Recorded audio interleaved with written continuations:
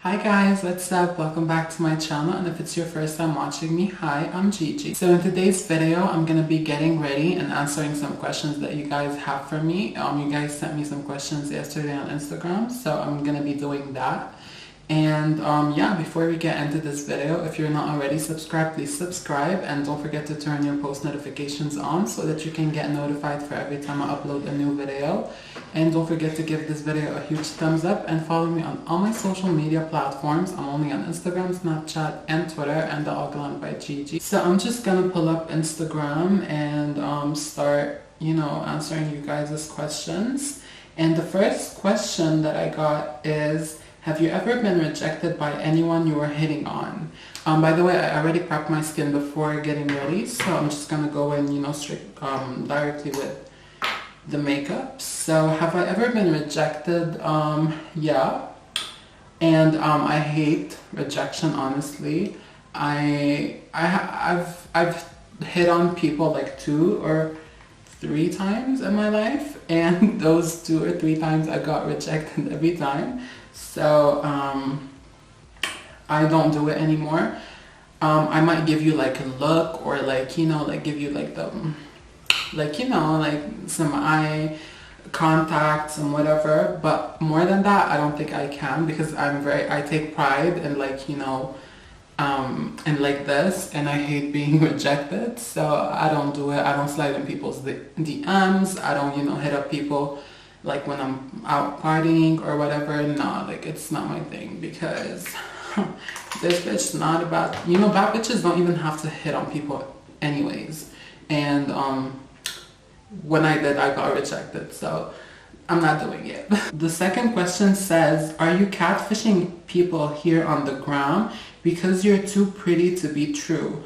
Thank you, I guess. But no, I don't think I am catfishing anyone out there. I mean, I am cute, regardless if I have makeup or no makeup on. And I'm not gonna lie to you guys, of course I edit my pictures. This is a given when you post pictures on the gram or whatever on social media. Pictures don't always turn up the way they are. They don't always capture the real moment. Sometimes you have to change some stuff up in the picture. Sometimes you have to enhance colors or stuff like that, or you have to cinch in the waist a little, or do some changes. But I'm not changing myself into becoming a whole other human being. Of course what you see is what you get, but of course I do edit my pictures, because sometimes, especially with makeup posts, when I have makeup on and I take pictures, the camera kind of washes off the colors. If let's say I have blue eyeshadow on and I take a picture, I look at it and the blue is not as popping. So when I go to Facetune, I use only Facetune, by the way. So when I go to Facetune, I enhance the colors, I enhance my highlight, I enhance my lip gloss, I do stuff like that. Or maybe sometimes the color of my hair is dull, or the color of my eyes is dull, or whatever, my teeth look yellow, stuff like that. But I don't change my bone structure and make myself look skinnier, because I'm not skinny, so I can't do that.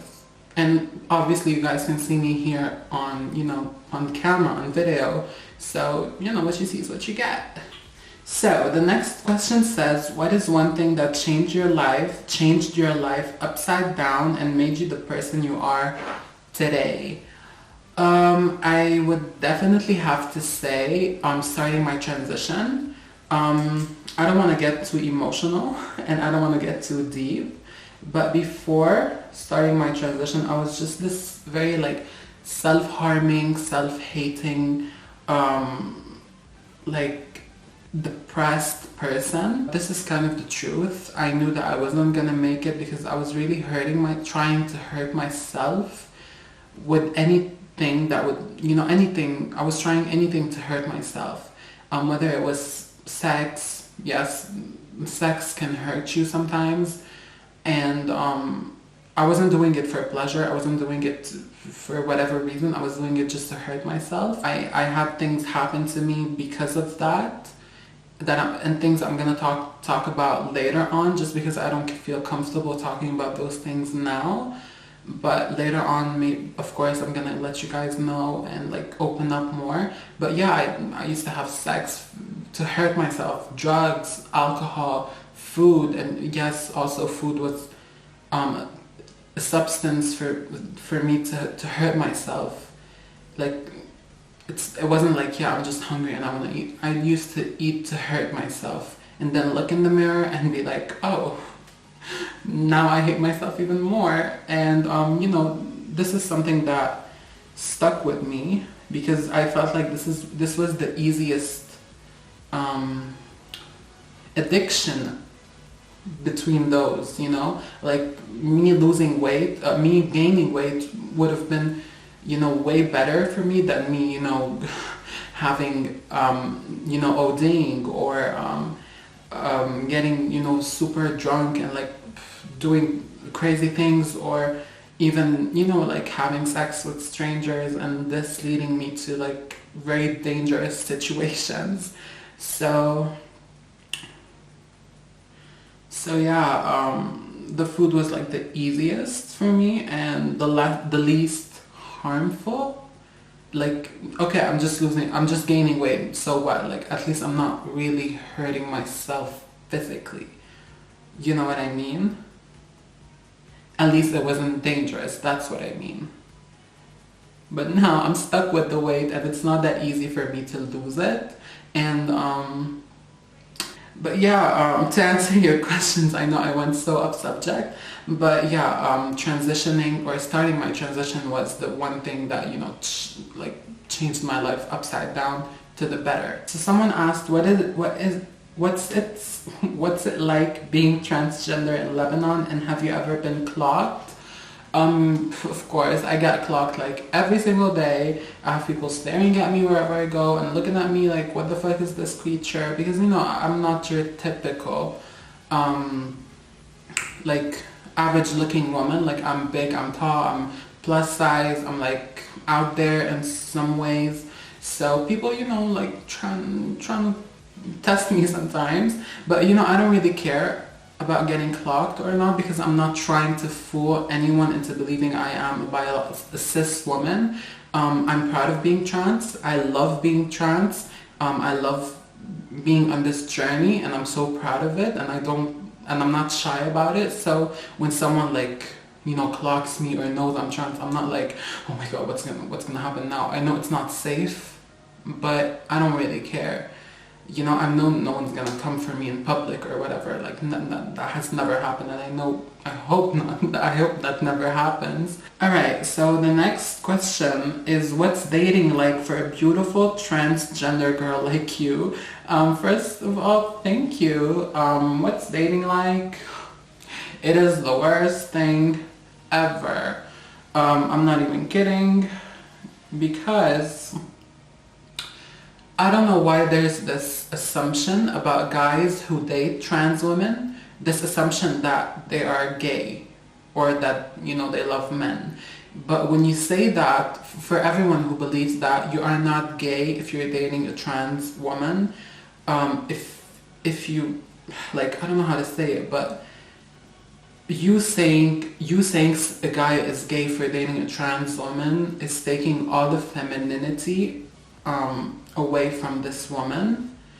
It's demeaning, and you're basically saying this woman is still male and is never going to be a female, regardless if she's done surgeries or whatever, if she's natural. Like, regardless of all of that, you're taking away, you're demeaning her and taking away all her femininity, and that's wrong. But how dating's like for me, how's dating like for whatever, it's not easy, because men view me as a sexual object. Men don't view me as a human being, which is very, very fucked up. Like, whenever I tell someone that I'm trans, like, the conversation would be, you know, like very, you know, like cute, and like him trying to get to know me. And when we get to a point where I'm like, hey, you know, I'm trans or whatever, the conversation, you know, flips, and it becomes sexual, and it becomes like, oh, what do you like to do in bed, and I want to do this, and I want to do that with you, and I want to try this and that, and it's really fucked up. Like, I just want to find someone that's gonna love me for me, and that's not gonna, you know, fetishize me, or have sick and twisted fantasies about me. You know, being a trans woman and also being a plus size woman, like, those are two fantasies that men have. Like, men do fantasize about, you know, hooking up with a big woman because, you know, like, I don't know for what, for many reasons. And men do fantasize about, you know, straight men do fantasize about hooking up with trans women just because, like, it's hot and I don't know what, but I am not a fantasy. I am not a fetish. I am a human being, and I hope, you know, men see that in me. Some do, some don't, and some do see the human in me, but once we start dating, for example, my ex, once we started dating, he started seeing the pressure that society puts on him for dating me. Like, people start looking at him funny. People start judging him. Some people start calling him gay, and he's a secure ass man in his sexuality. He knows he's straight, but he doesn't want that. He's not, you know, he doesn't want to be pressured into that. He was like, I don't want to be called gay and whatever, even though he knows what he is. But, you know, like, he couldn't take the heat, and I cannot blame him. Society is fucked up, and, like, but, you know, what can I do? What can we do about it? We're trying to change. We're trying to be the change, but it's not easy. But yeah, he couldn't take the pressure, so he was like, I'm sorry, I really can't. Like, his friends, when I met his friends and they knew I was trans, the first question they asked him, like, oh, we didn't know you were gay. They didn't necessarily have a problem with it, but they assumed he was gay, and he was like, I am not gay. And I told them, he is not gay. If you say he's gay, then you're taking away all the femininity I have. You're taking everything away from me. You're taking my identity away from me. You're basically saying I am still a male, and I obviously am not. I don't look like a male. Everything inside me and everything is changing. So you saying that is really demeaning and really disrespectful. But, you know, I can't blame them because they're not educated on this, you know, subject. So I can't blame anyone that says that. And oh my god, I'm being so deep today and I'm talking a lot, but I'm just trying to, you know, let things go because I have so much stress on me. So the next question is, can you tell us more about the T-licious show? In case you guys haven't seen the poster yet, I'm gonna put it somewhere here on the screen so you can check it out. This show is executed and made by trans women, and this is something that has never been done before, if I'm not mistaken. And I really wanted to do something that was new. I really wanted to be part of something that was not necessarily like us just showcasing our talent and, like, you know, like just dancing around and like then getting off stage and like bye, that's it. I wanted to be part of something that was activism in a way, that was something that was gonna do a change, make a change in a way. I didn't want to just get on stage, perform, and then, you know, like, and I wasn't seeing a lot of diversity in the community, especially with drag and all of this. I respect everyone who's doing it, but I wasn't seeing diversity. I was seeing, you know, like the same thing over and over and over. And I was like, so, there needs to be a change. Like, there needs to be something new done. And I really hope you guys are able to come and support. If you are located in Lebanon, I really hope you guys can come and support the T-licious show. It's on September 25th, next Wednesday, a week from now. Almost, yeah, a week from now, yeah. And I hope you guys can come and support and show your support to the trans community, because we do need your support. And All the details are in my like Instagram post. You can check them out. You can check everything out, and I really hope you guys can make it. And it's gonna be full of surprises, and it's gonna be fun. It's gonna be something new. So the next question says, how can I differentiate? How can I differentiate between gender and sexual orientation? I'm not really understanding it. Well, when it comes to gender and sexual orientation, people always think they're the same thing, but they're not. Gender identity and sexual orientation are two different things. Gender identity is basically how you identify, what gender you identify with on the inside, how you feel. It can be male, it can be female, it can be both, and it can be none. So that's regardless of the gender you were assigned with at at birth. Like in my case, I was assigned male at birth because, you know, when we're born, all babies look the same. It's just, you know, the sexual organ that's different. So when they see penis, they say male, and when they see vagina, they say female. But that's not necessarily the case for everyone. Some people, like not all men have penises and not all women have vaginas. It's not the same for everyone. We need to understand that. And on top of that, sexual orientation is what gender you are attracted to, sexually attracted to. It could be men, it could be women, it can be both, it could be none. So in this case, you know, you could be gay, bisexual, pansexual, asexual, straight. I forgot straight. Oh my god. Heterosexual. Oh my god. Heterosexual. Oh my god, I can't speak. But yeah, you can be, you know, a female who's attracted to both. You can be a trans girl who's attracted to girls. You could be like a male who's attracted to not. Like it's the two are spectrums, and you can fall anywhere on the spectrum. It's not like, you know, you're supposed to be here or here or here. You can be anywhere. Like in my case, I am, you know, a transgender woman. I was born, I was assigned male at birth, and I never identified with male, so I decided to change whatever is on the outside to match the inside, how I feel on the inside. So that is why I transitioned. And when it comes to my sexual orientation, like who I am attracted to, it's men and women. I'm more attracted to men. On a sexual level, I'm attracted to both. Like I can easily have sex with both.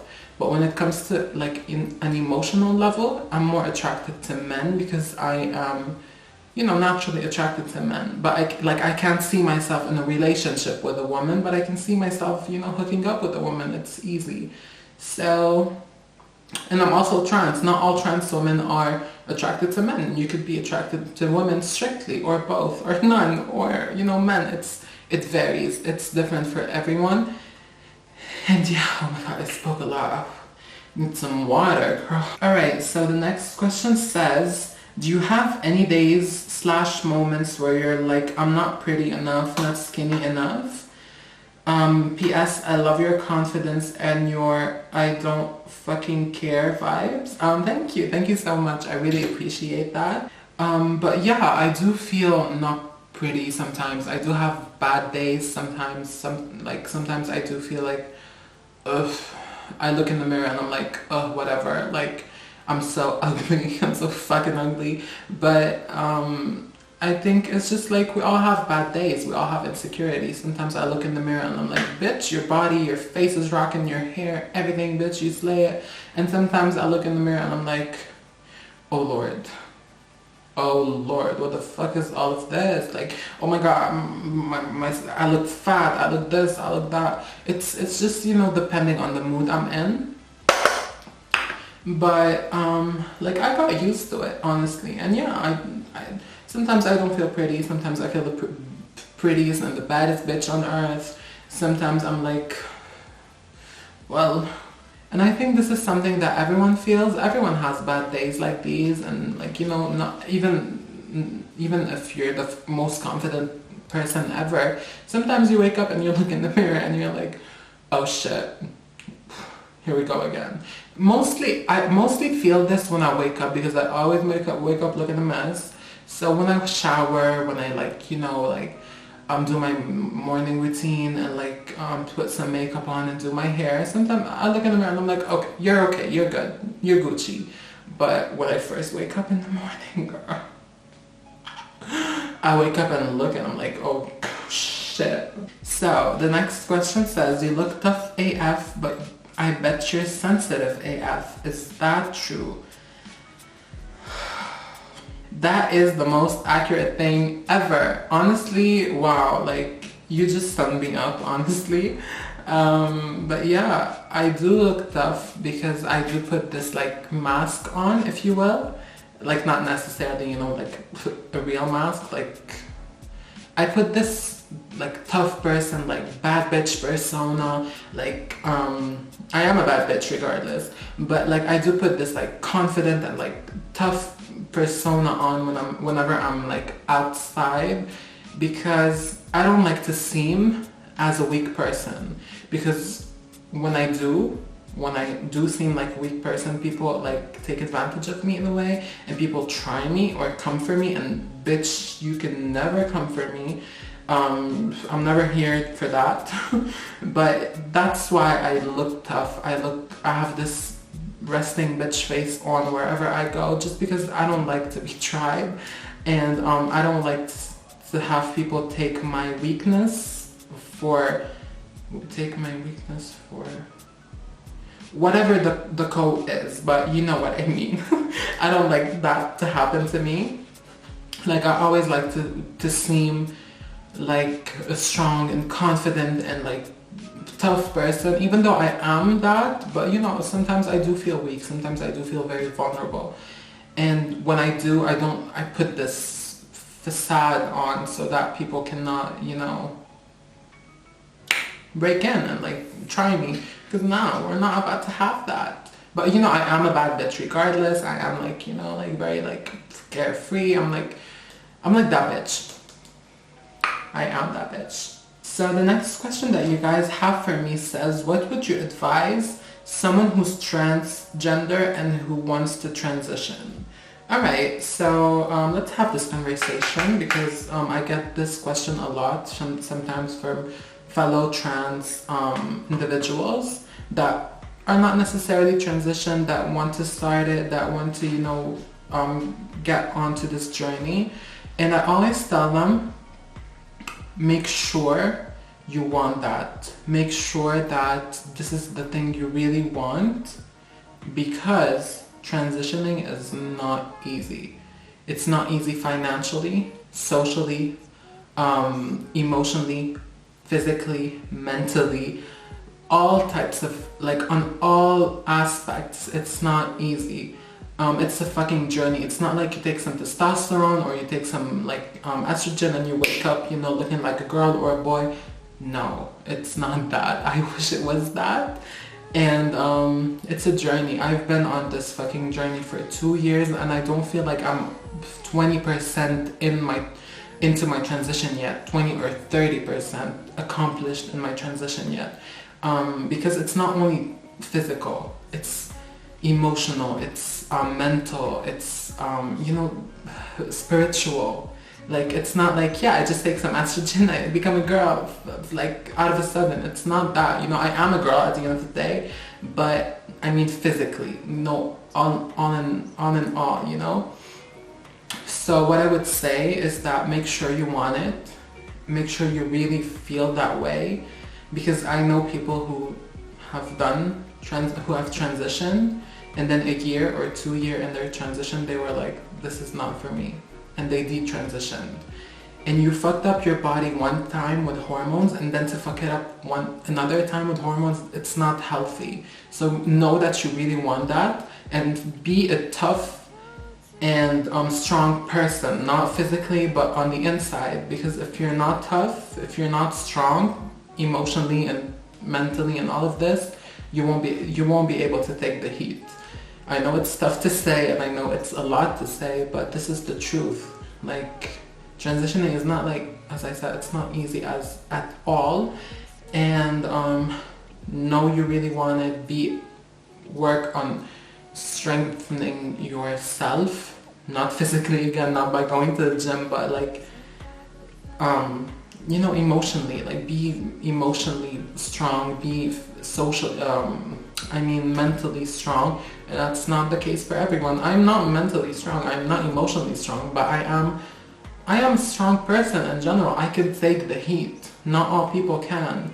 So I think do that, and of course seek professional help. Don't you ever go and like have someone tell you like, yeah, you can buy those hormones or whatever shots or pills and then go take them on your own. Don't you ever do that. When you're sure that you want to do it, you can seek professional help. You can go to a psychiatrist, have them help you with therapy and with like, you know, like spiritual help. And then later on you can start with your hormones and surgeries and whatever you want to do. And if anyone ever needs anything when it comes to that, you can always hit me up. I'm always there for anyone that needs, you know, someone to talk to. It's like sometimes I feel the need for someone to talk to, and I know how hard it is when you're trans and you don't have anyone to look up to or to talk to. I was this person, and I don't want other people to feel that way. I want people to look at me and be like, oh wow, like, you know, like I want to be an inspiration for people out there. I know like that's kind of conceited for me to say, I think, but I grew up not having anyone to look up to. I grew up never seeing someone that looked like me in terms of being trans. And I didn't know that was a thing. I didn't know I could do it. If I knew earlier on, I would have done it way, way earlier on. But I didn't have anyone to look up to or to help me or to guide me. So I want to be this person for other people out there. So if you are going through this, if you're struggling, always know that you can come and talk to me. And yeah. Now it's highlight time. I'm not gonna be answering no questions. I'm just gonna let you guys witness this and see the magic. Oh, it's just so, I love highlighting. It's just so soothing for me. It's just like, it turns me on. Is this an actual thing? Do people actually get turned on with makeup, but by makeup? I don't know. Am I crazy? Oh wow.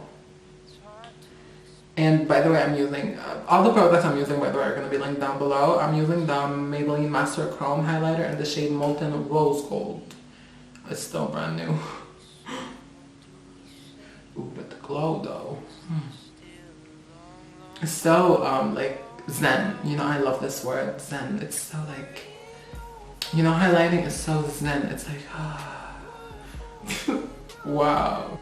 I am literally having an orgasm, and you guys are witnessing that here on camera. I love how perfect my skin is looking, but I'm not gonna do anything with the eyes. I'm just gonna put some mascara on really quickly and probably do like a tiny, really tiny winged liner, just because I'm not doing anything today. I'm just running some errands, honestly, and I have a meeting later on tonight, I think. So that's it. I'm not doing anything special, so whatever.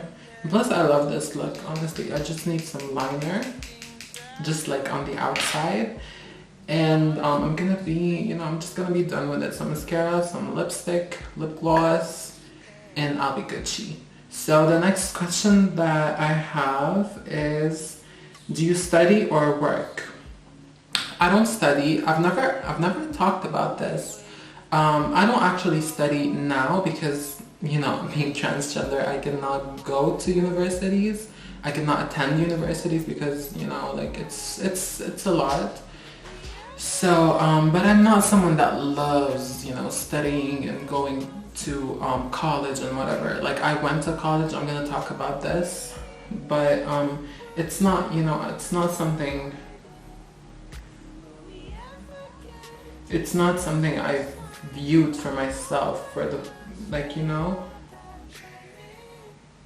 I've always been someone that loves to freelance, that loves to work on their own, and I've never been someone that loves going to school and, you know, having all those responsibilities that I don't really need, you know. So that is why. But I actually went to college when I graduated from high school. I did go to college and I studied television, TV production and like filming and all of this. I went for literally half a semester. I went there and I had an elective makeup course there, and that's how I fell more and more in love with makeup. And half a semester in, I told my parents I want to drop out and I want to pursue my career in makeup. And I knew at this point I wanted to start like a YouTube channel and, you know, like work like on social media, not necessarily freelance, but it wasn't that easy because I couldn't afford like, you know, a professional camera and lighting and all of this. So that's why I dropped out. I went to beauty school. I studied makeup even though I didn't really need it. Like I have a certificate in makeup, like I am a professional makeup artist, but I didn't really need to go there. I just did it because in order to find a job in makeup you need to have, you know, like a degree in it.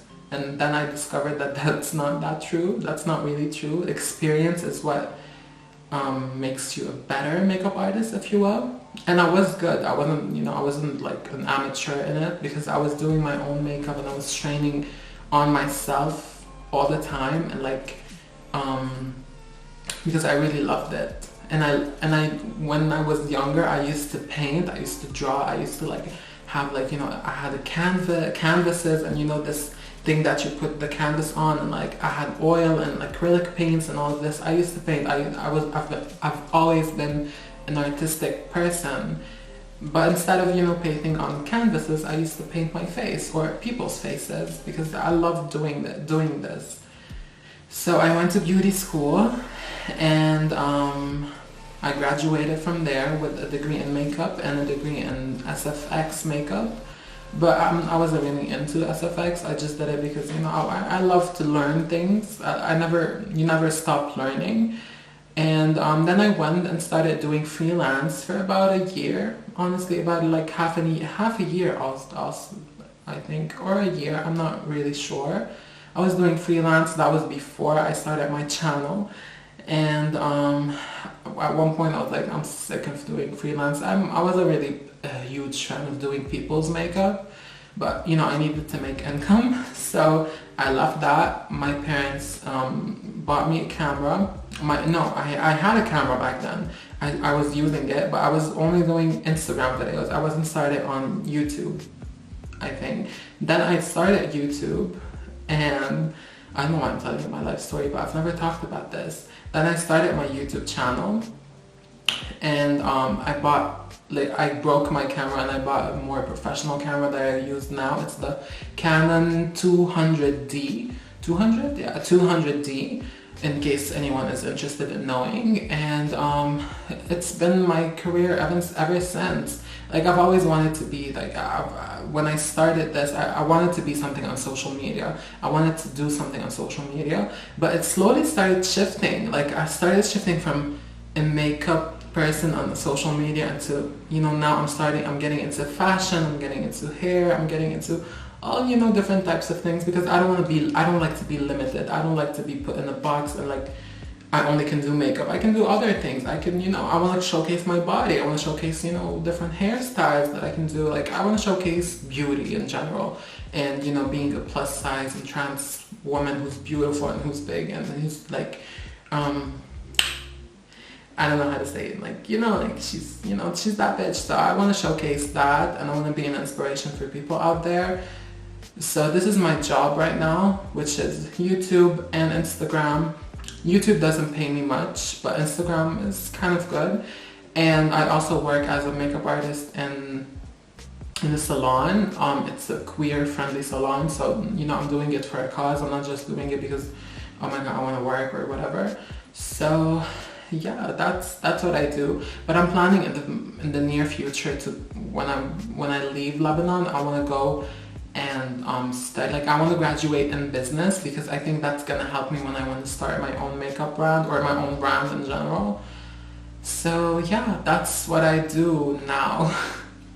Do I have any more questions? I do, but most of them are things that people have already asked me in previous story times. Someone said, "Why are you so pretty?" Like, girl, I, thank you, but like, I'm pretty. Like, I'm just that bitch.